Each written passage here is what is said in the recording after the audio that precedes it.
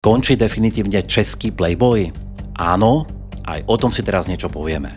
Pred časom som vám dal túto anketu, kde som sa vás pýtal na nejaký váš názor na túto problematiku. Ste tam nejako hlasovali. Samozrejme, ja o tom vlastne nič neviem, nemám žiadne informácie o zákulisiach, v podstate som len taký nosič vody, ako ja hovorím.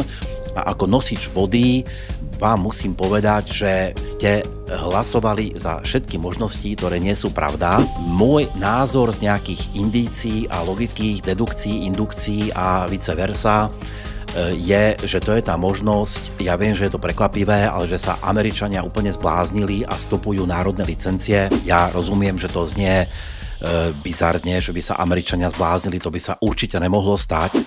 Takže to berme celé ako fikciu. Dobre? Úplne ako fikciu. Ja si myslím, že keď si zoberieme históriu, rok 2019-2020, keď vlastne postupne skončil španielský, slovenský, poľský, ako najväčšia edícia vôbec, čo to bola, Playboy, maďarský a ešte ďalšie.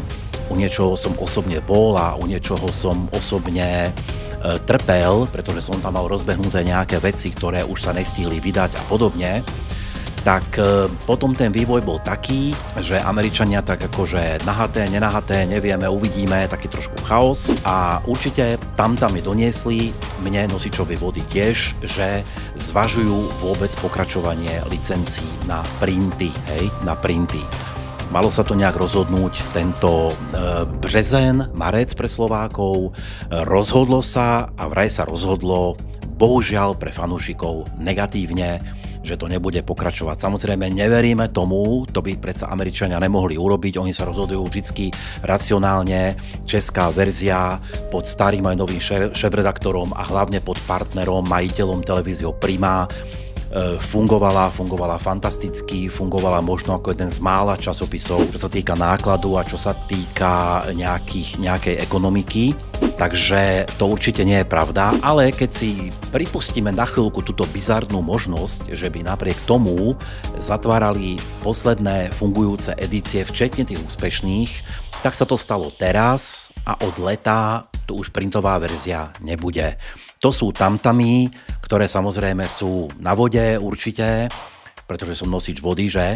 A ktoré sa môžu, viete, dneska je doba, keď vlastne sa niekto nejak vyspí a všetko je inak, hej? Takže je možné, že sa niekto dobre vyspí za týždeň a vypočuje volanie českých užívateľov a českej pobočky a bude všetko zase v poriadku. To ako si všetci prajeme samozrejme. Hlavne ja, ako vlastne napriek snahe niektorých kruhov za posledné roky stále, myslím si, najpublikovanejší fotograf českej edície v histórii počtom tituliek, si to prajem akože extrémne, aby to pokračovalo, hej. Aj keď už tam som nebol pripúšťaný úplne posledné roky, vlastne ani pozvaný nikam a vlastne nikto zo starej gardy. Ale to je jedno, o tom si raz urobíme podcast, to budú ešte zaujímavé veci.